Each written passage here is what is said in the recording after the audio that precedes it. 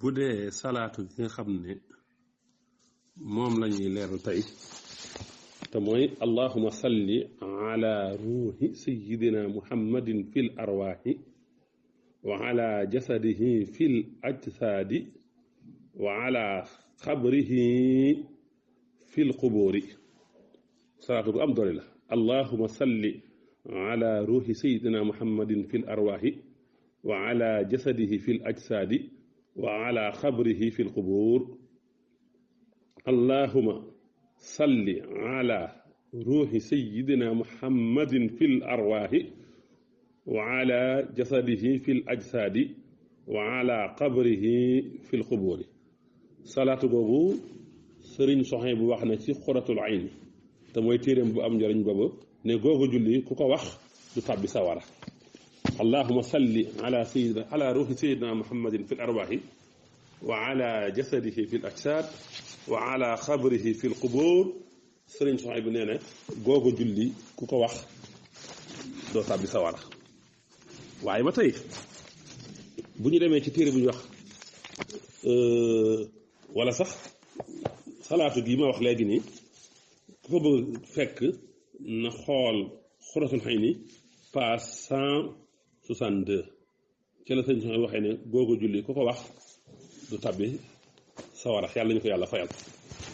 waaye bu ñu demee ci afdalu salawaat ala sayidi saadaat te Yuusufa Dabaxaan def ko ci paas 65 mi ngi naan allahuma salli ala ruuhi muhammad fi l arwaahi wa ala jasadihi fi l ajsaadi wa ala xabrihi fi l qubuur nee na imaamu saaraani radiyallahu anhu nee na yonent bi sallallahu nee na kayfiye bii te mooy julli ci yonent bii ku koy wax dag ma gis ci gént te ku ma gis ci gént bu yamal xiyaamee dag ma gis te yamal xiyaam ku ma gis danaa la ràmm te ku ma ràmm danga naan sam mbalka ma sa yaram sun borom araamal sa yaram sawara waaye ba tey jël nañ ci alfakahaani mu ne wax julli gi juróom-ñaar fukki yoon allahuma salli ala ruuhi muhammad fi l arwaahi wa ala jasadi fi l ajsaadi wa ala xabri fi l qubuuri nee na wax ko juróom-ñaar fukki yoon jarbu naa ko essayé naa ko testé naa ko bala maa nelaw ma def ko lim boobu su ma nelawee nag faaw ma gént gis kanamu yonent bi sallallahu alayhi wa sallam ba ma nelawee ma gént gis kanamu yonent bi sallallahu alayhi wa sallam fii daaxilil xamar mu nekk ci biir aw weer ma waxanteeg moom après mu fàdd nag ci biir weer wax kon allahuma salli ala sayidina ala ruuhi sayidina muhammad fi l arwaahi wa ala jasadi fi l ajsaadi wa ala xabrihi fi l qubuuri mi ngi noonu salaatu gu am doole la ku ko wax rek doo tàbbi sawara kon salaatu gu bari njëriñ la jar na war na képp ku bëgg a mucc sawara mu di ko bari waaye bu ñu demee ci téere bi ñu wax saadatu daarayni te Yuusufa Dabaxaani bind ko dañ fekk ci page 232 page 232 mu indi fa salaatu gi muy allahuma salli ala ruuhi muhammad fi l arwaahi wa ala jasadihi fi l ajsaadi